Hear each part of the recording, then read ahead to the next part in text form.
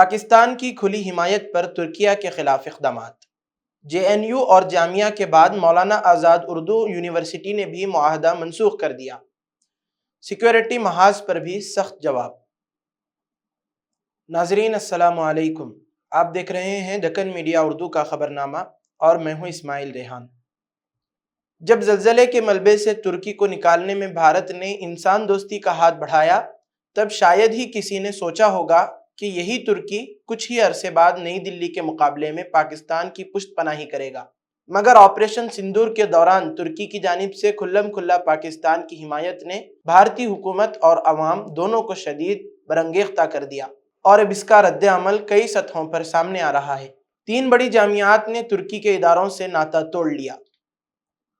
ترکی کی بھارت مخالف پالیسی کے خلاف سب سے پہلا تعلیمی رد عمل دلی کی جواہر لال نہرو یونیورسٹی یعنی جے این یو کی جانب سے آیا، جس نے 3 فروری 2025 کو کیے گئے انونو یونیورسٹی کے ساتھ مفاہمی معاہدے کو قومی سلامتی کے خدشات کے پیش نظر معطل کر دیا۔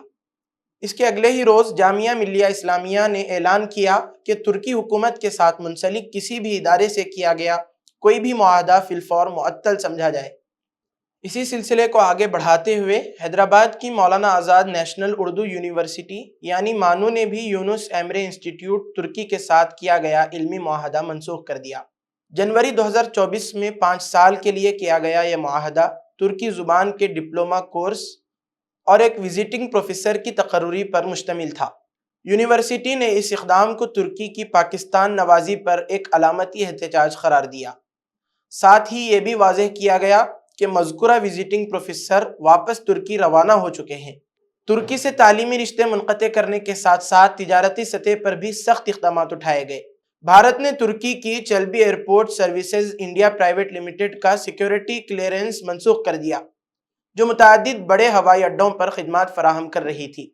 وزارت داخلہ نے قومی سلامتی کے خدشات کو اس فیصلے کی بنیاد قرار دیا۔ ادھر آن لائن سفری پلیٹ فارمز نے ترکی کے لیے جاری اپنی تشہیری مہمات روک دی ہیں اور عوام کو ترکی کے سفر سے اجتناب برتنے کی ہدایت جاری کی گئی ہیں۔ سودیشی جاگرن منچ جیسی تنظیموں نے ترکی کی مصنوعات اور سیاحتی خدمات کے بائیکاٹ کی اپیل کی ہے، جس کو عوامی سطح پر خاطر خواہ حمایت حاصل ہو رہی ہے۔ اب بڑھتے ہیں دوسری خبر کی طرف۔ فلسطین کے سفارت خانہ نئی دلی میں 16 مئی کو ایک پراثر تقریب کا انعقاد کیا گیا، جس میں 77ویں یوم نکبہ کی یاد تازہ کی گئی اور ساتھ ہی ان فلسطینی صحافیوں کو خراج عقیدت پیش کیا گیا جنہوں نے حق گوئی، عدل اور مزاحمت کی راہ میں اپنی جانیں نچھاور کی۔ اس موقع پر خصوصیت کے ساتھ نامور شہید صحافی شیریں ابو عاقلہ کو یاد کیا۔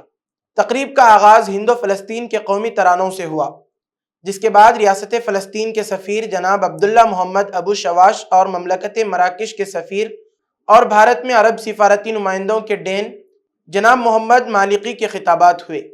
اس موقع پر نکبہ کی تاریخ اور فلسطینی صحافیوں کو درپیش خطرات پر مبنی مختصر دستاویزی فلمیں بھی دکھائی گئیں۔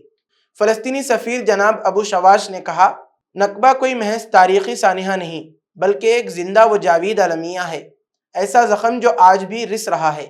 انہوں نے 1948 عیسوی کے دل دہلا دینے والے واقعات کا تذکرہ کرتے ہوئے کہا کہ کس طرح 9,50,000 سے زائد فلسطینیوں کو جبراً ان کے گھروں سے بے دخل کیا گیا تھا اور وہ مہاجرین بن کر مشرق وسطیٰ کے مختلف خطوں میں بکھر گئے۔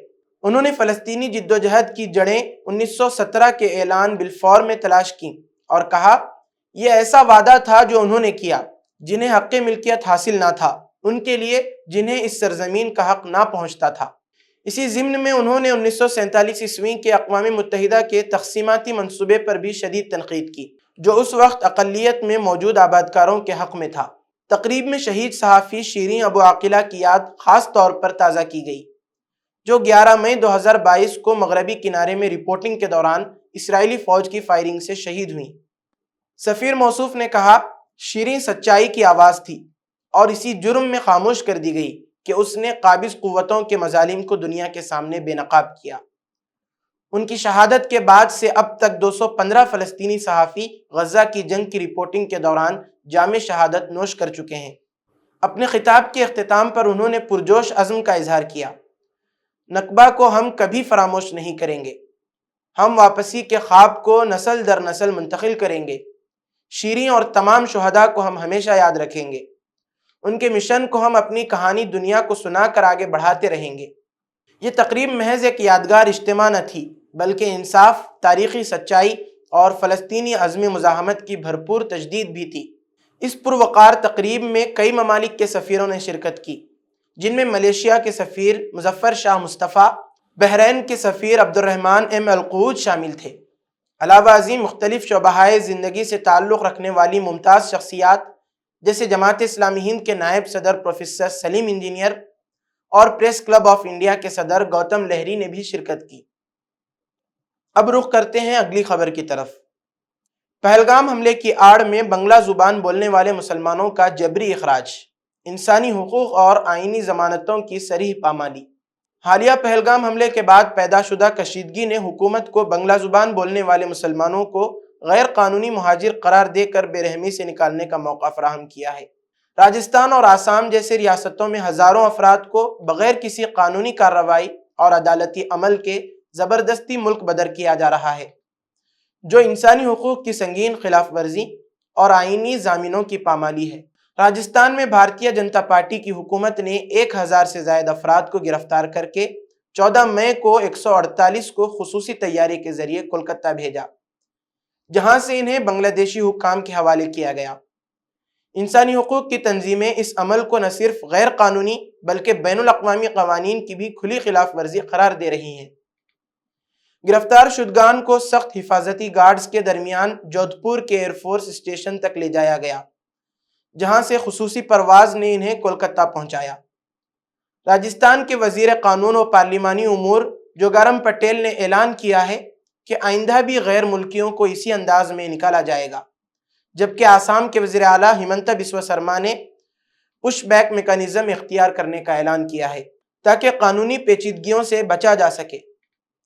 اس نئی حکمت عملی کے تحت غیر قانونی داخل ہونے والوں کو عدالت کے بجائے سرحد پر ہی واپس دھکیل دیا جائے گا۔ اس پر سوال اٹھائے جا رہے ہیں کہ کیا یہ طریقہ کار قانون اور آئین کے تقاضوں کے عین مطابق ہے؟ People's Union for Civil Liberties یعنی PUCL کی قومی صدر کویتا سری واستو نے حکومت کی اس پالیسی کو غیر آئینی، غیر انسانی اور غیر قانونی قرار دیتے ہوئے سخت تنقید کی ہے۔ ان کا کہنا ہے کہ قانون کی حکمرانی کے تحت ہر فرد کو قانونی مدد، منصفانہ سماعت اور حق دفاع حاصل ہے، جسے اس نئے عمل میں نظر انداز کیا جا رہا ہے۔ انہوں نے مزید کہا کہ PUCL کسی بھی غیر قانونی عمل کی حمایت نہیں کرتی، لیکن سوال یہ ہے کہ کیا راجستھان کے وزیر اعلیٰ خود بھی ایسے قانون شکن عمل کو قبول کریں گے جو قانونی عمل کو بالکل نظر انداز کرتا ہے؟ سپریم کورٹ کے فیصلے کے مطابق ہندوستانی آئین تمام افراد کو بنیادی حقوق دیتا ہے، خواہ وہ شہری ہوں یا غیر شہری، اور کوئی بھی قانونی چارہ جوئی کے بغیر ملک بدر نہیں کیا جا سکتا۔ بین الاقوامی قانون بھی اجتماعی جلا وطنی اور من مانے اخراج کو ممنوع قرار دیتا ہے، خاص طور پر جب قانونی تقاضے پورے نہ کیے جائیں۔ جنوری 2025 میں امریکہ سے 385 ہندوستانی شہریوں کو بیڑیوں میں جکڑ کر نکالے جانے پر PUCL نے دونوں حکومتوں سے معافی اور معاوضے کا مطالبہ کیا تھا۔ پہلگام حملے کے تناظر میں قومی سلامتی کے حوالے سے اٹھائے گئے سوالات کو نظر انداز کرتے ہوئے حکومت نے اپنی توجہ مبینہ بنگلہ دیشی باشندوں کے خلاف کارروائی پر مرکوز کر دی ہے۔ BSF کی سرحدی نگرانی کے باوجود بار بار دراندازی کا مسئلہ بھی حکومت کی ناکامی کو ظاہر کرتا ہے۔ کویتا سری واستو نے حکومت سے مطالبہ کیا ہے کہ وہ ان سنگین سوالات کا جواب دے اور قانون کی حکمرانی کو یقینی بنائے تاکہ انسانی حقوق اور آئینی ضمانتوں کا تحفظ ممکن ہو سکے۔ اب بڑھتے ہیں اگلی خبر کی طرف۔ پہلگام حملے پر مذمت ضرور، لیکن دہشت گردی کے خلاف بھارت کے جوابی اقدام پر مکمل خاموشی۔ اب سفارتی وفود عالمی دارالحکومتوں کا دورہ کریں گے۔ 22 اپریل کو پہلگام میں ہونے والے ہولناک دہشت گرد حملے میں 26 افراد کی ہلاکت کے بعد اگرچہ بیشتر عالمی طاقتوں نے رسمی مذمت کے بیانات جاری کیے، تاہم جب بھارت نے اس حملے کے رد عمل میں 7 مئی کو آپریشن سندور کے تحت پاکستان اور پاکستان کے زیر قبضہ جموں و کشمیر میں دہشت گردی کے اڈوں کو نشانہ بنایا تو بیشتر ممالک کی زبانیں گنگ ہو گئیں، اور حد یہ ہے کہ نیپال، بھوٹان، بنگلہ دیش اور مالدیپ جیسے قریبی پڑوسی بھی خاموش تماشائی بنے رہے۔ اس صورتحال نے بھارت کی سفارتی قوت اور بین الاقوامی سطح پر اثر اندازی کی صلاحیت پر سنجیدہ سوالات اٹھا دیے ہیں۔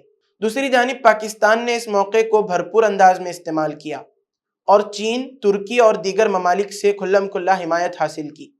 اس تناظر میں بھارت کی حکومت نے اب اپنی پوزیشن کو بین الاقوامی سطح پر مؤثر انداز میں پیش کرنے کے لیے ایک ہمہ جماعتی یعنی آل پارٹی سفارتی مشن ترتیب دیا ہے۔ سپریہ سولے سمیت کئی نمایاں لیڈران مشن میں شامل۔ NCP-SCP کی رکن پارلیمان سپریہ سولے نے ہفتے کو تصدیق کی کہ وہ اس وفد کا حصہ ہیں۔ انہوں نے بتایا، جب ملک کا معاملہ ہو ہم سب ایک ساتھ ہوتے ہیں، ہمیں دنیا کے سامنے اپنا نقطۂ نظر خود بیان کرنا ہوگا۔ مشن کے تحت 5 ارکان پر مشتمل مختلف کمیٹیاں 10 روزہ بین الاقوامی دورے پر روانہ ہوں گی۔ یہ وفود 23 یا 24 مئی کو روانہ ہوں گے اور ہر ٹیم 5 تا 8 ممالک کا دورہ کرے گی۔ کون کہاں جا رہا ہے؟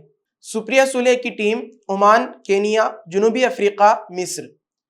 روی شنکر پرساد کی ٹیم سعودی عرب، کویت، بحرین، الجزائر۔ سنجے کمار جھا کی ٹیم جاپان، سنگاپور، جنوبی Korea, Malaysia, Indonesia. Shashi Tharoor کو بھی اہم دارالحکومتوں کے دورے کی قیادت کے لیے منتخب کیا گیا ہے۔ انہوں نے کہا، جب قومی مفاد ہو تو خدمات کے لیے پیچھے نہیں ہٹ سکتا۔ یہ فیصلہ ایسے وقت میں آیا ہے جب بھارت کے سخت گیر فوجی رد عمل کو عالمی سطح پر وہ اخلاقی یا سیاسی حمایت نہیں مل سکی جس کی امید کی جا رہی تھی۔ سوال یہ بھی ہے کہ کیا یہ سفارتی مشن اس خلا کو پر کر سکے گا؟ کیا عالمی بیانیے میں دہشت گردی کے خلاف بھارت کی آواز سنی جائے گی؟ اور سب سے اہم بات، کیا بھارت کے سفارت خانے اپنے کام میں ناکام رہے ہیں کہ اب سیاستدانوں کو خود محاذ سنبھالنا پڑ رہا ہے؟ اس مشن کی کامیابی کا دار و مدار صرف جذباتی بیانات یا جھنڈا لہرا کر فوٹو کھنچوانے پر نہیں، بلکہ اس بات پر ہے کہ کیا بھارت دنیا کو یہ باور کرانے میں کامیاب ہوتا ہے کہ وہ دہشت گردی کا شکار ہے اور اس کا رد عمل دفاعی ضرورت کے تحت تھا۔ اسی کے ساتھ آج کی خبروں کا اختتام ہوتا ہے۔ کل پھر ہوگی ملاقات نئی خبروں کے ساتھ۔ دیجیے اجازت۔ اللہ حافظ۔